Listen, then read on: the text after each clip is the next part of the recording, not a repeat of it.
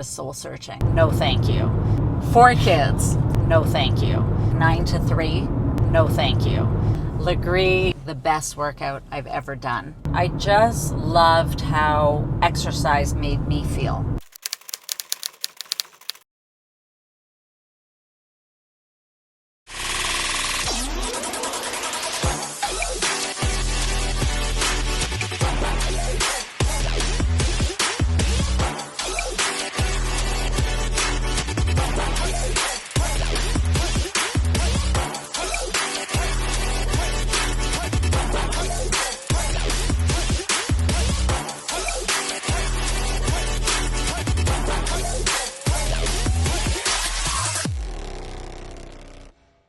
Kimberly, thank you so much for joining Between Meetings. I'm really thrilled to have you on the show. I'm thrilled to be here. Thank you for asking me. You have a very unique professional journey. How do you transition from financial service professional to personal trainer? What inspired the shift? Well, it was after I had my first daughter and I had gone back to work in the financial services industry, and I was working in the family business. So my father had started the business in 1979, and my brother was also working in the business. And I found that I was leaving my daughter every day and going into a work environment that didn't bring me joy, so to speak. And I felt like if I was going to leave her to go do something, I felt that I needed to have more enjoyment day to day. So I left, and I was doing a little bit of soul searching. I spent a period of time at home with her, just trying to figure out what I wanted to do with my life. Did I want to be at home with my children full time, or did I want to go back into the workforce doing something else? And if I was going to go back, I really needed to be passionate about it. So after being home for probably a couple of years, I did make the decision that I wanted to go back to work. It's actually really hard being at home full time with your children. So I decided I wanted to go back to work, and I did soul searching in terms of what it was that I really enjoyed doing. And I had always been really interested in health and wellness, and in particular fitness. So why fitness? I just loved how exercise made me feel throughout my life. I had been doing it for many years. So I figured if I could help other people with their fitness and making them feel better about themselves, that really was of interest to me. So I looked into what it would take to become a personal trainer, and I got certified, my certification. And literally, as soon as I got my certification, I had 3 job offers. There was a huge demand at the time, and maybe there still is, for female personal trainers. So I was able to pick where I wanted to work, and I started doing that, and that was over 20 years ago. And I really loved it. So I found my calling. And never regretted. And no regrets. I mean, it was taking a step back financially for sure. And we can certainly talk about that in our conversation, but it was worth it for me. For those unfamiliar with Lagree YYC, can you please briefly introduce it? And what I'm excited to know more, what inspired you to launch the studio? Okay, absolutely. So, I was a personal trainer for about 10 years. And for most of those 10 years, I actually had my own little business. So I developed my own client base, and I rented space out of some locations, and I would meet my clients there. And it was wonderful because I could set my own hours. And, one kid ultimately turned into 4 kids over the years. So it was great because while my children were young, I could set my own hours. And I joke that I would work banking hours. So I would work typically from like 9 to 3. And if clients couldn't meet me during that time, then I just wouldn't pick them up as clients. So I was very specific.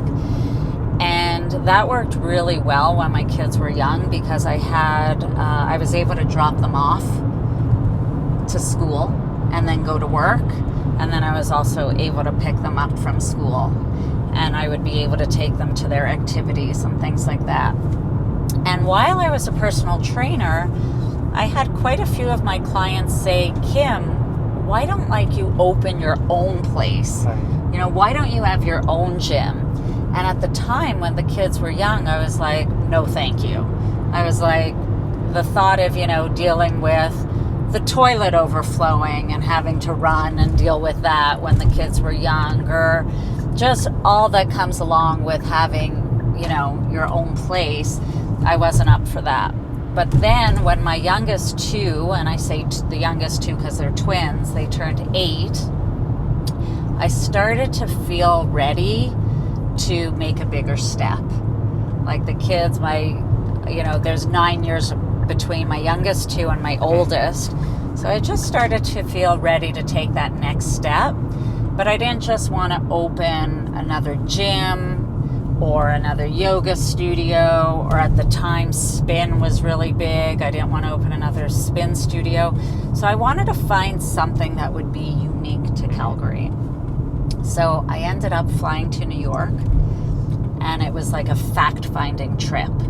I checked out a bunch of different studios in New York, because New York has the best and the worst of everything, right? But I figured if I was going to find something trendy, different, New York would be the place to find it. So in 4 days, I tried 6 different workouts, and Lagree was the first out of the 6 that I had tried. And literally within 2 minutes of trying the workout, I was blown away.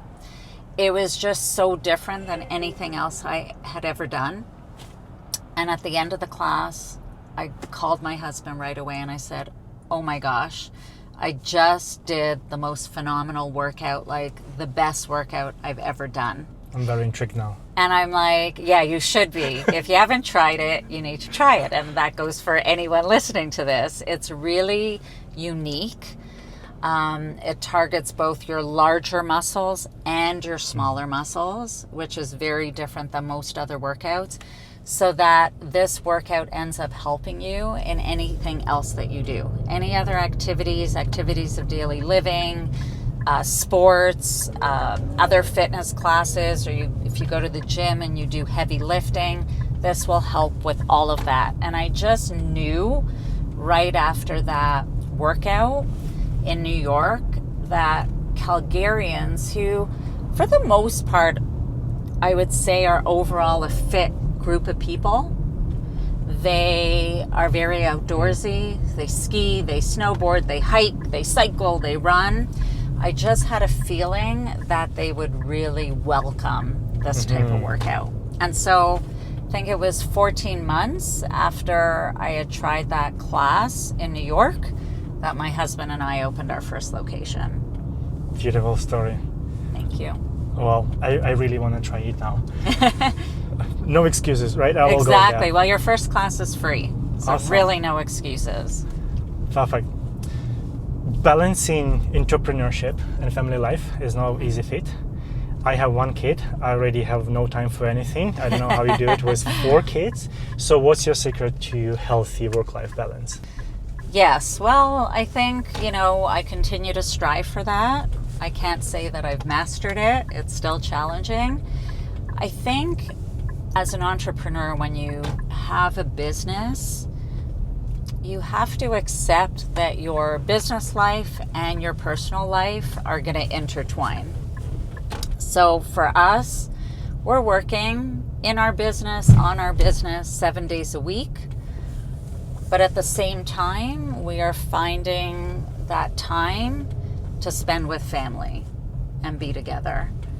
So it's not that we'll necessarily take a full day off of work, to do something, but maybe it's a morning, or maybe, you know, something that we did in our family was every Friday night we all have to be home for dinner. That's our night. So when the kids were younger, we would have our dinner Friday night together, and then our ritual was to watch a movie together. We'd find a movie on Netflix, or maybe it was Shaw on Demand. We'd pick a movie and we'd watch a movie. Now that the kids are older and our youngest two drive, they'll be home for dinner, but often afterwards they will go out. So it's definitely just finding those windows, those pockets of time to prioritize your family. Now I do work the whole day and then go back home, and then I take in over the shift, and I'm taking care of the kid until he goes to bed, and then in the evening I have a little bit of time maybe to do something else, right? Exactly. So, but this is just one kid. 4 kids, I know, I admire that you've done it. So well, thank you. I mean, again, it's another really important factor is making sure you're organized. Everything has to be organized. Your schedule, my husband and I share our schedules with each other, and we communicate, you know, I have to go do this, can you do this, you know, so it's just sharing the responsibilities, both when it comes to work and family. Right. In the fitness industry, it's very common that personal branding is important, right? And that the business owners, they still teach instructing classes. So what does it take to fully remove yourself from the teaching and focus solely on the managing business? Okay, so that's an interesting question, because as a business owner and an entrepreneur, I feel that it's important to always have a hand in your business. So I don't necessarily believe removing yourself completely from the day-to-day is a good idea, because then you lose what is happening in the day-to-day. You can hire people to work in the day-to-day, you know, managers and people, you know, with higher up or roles or responsibilities, but I kind of feel that they're not necessarily going to care about everything the way you care, the way the business owner cares. So while I know other studio owners, you know, even within the first year, they give up teaching classes, I will always teach some classes, because I think it's important for me to see what's going on in my studios, and that gives me a really good sense. And it's super important for me to ensure that the quality of the classes, what my space looks like, are they in good condition, are they clean, how are the machines, or the quality of the machines, like are they breaking down. So both my husband and I feel it's important to continue to work in the business, but also find that time to work on your business. You know, so delegating, and this is an ongoing challenge for us, because we're at a point now with 3 studios that we recognize that we have to delegate more. Where we're struggling is, what do we want that structure to look like? What do we want to delegate, and to who? So that we can have more time freed up, so that we can work on our business and growing our business. So yeah, it's a challenge. I can't say that I fully have the answer. I did yoga a little bit before, and I know that there are many instructors, they work for studios, and then they build a database of clients, right? The students who love them, and then they just leave and open up their own thing. I think it's also kind of very common in any fitness industry. So how do you keep your employees stay with you and not leave and build another business? It's important to treat your instructors well, to show that you value them. So we have built a beautiful community of instructors who we pay well. So I think that's really important, to not necessarily pay the most.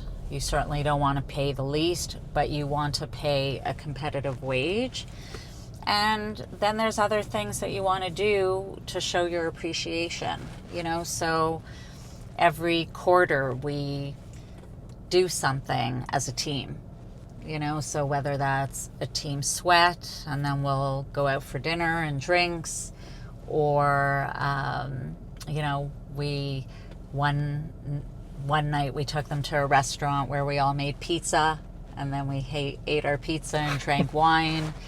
We took them to somewhere to go bowling. So just finding ways to connect so that the team feels close, and also that we show our appreciation. And we do things too where we recognize when someone's been with our team for 5 years, they get a beautiful necklace.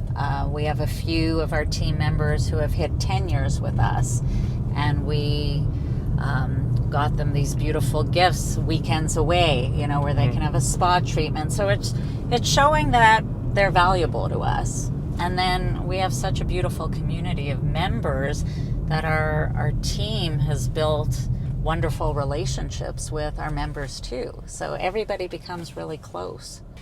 Brick and mortar businesses come with the set of challenges, right? What's been the toughest part of scaling Lagree YYC, and what are the best rewards of running a physical studio?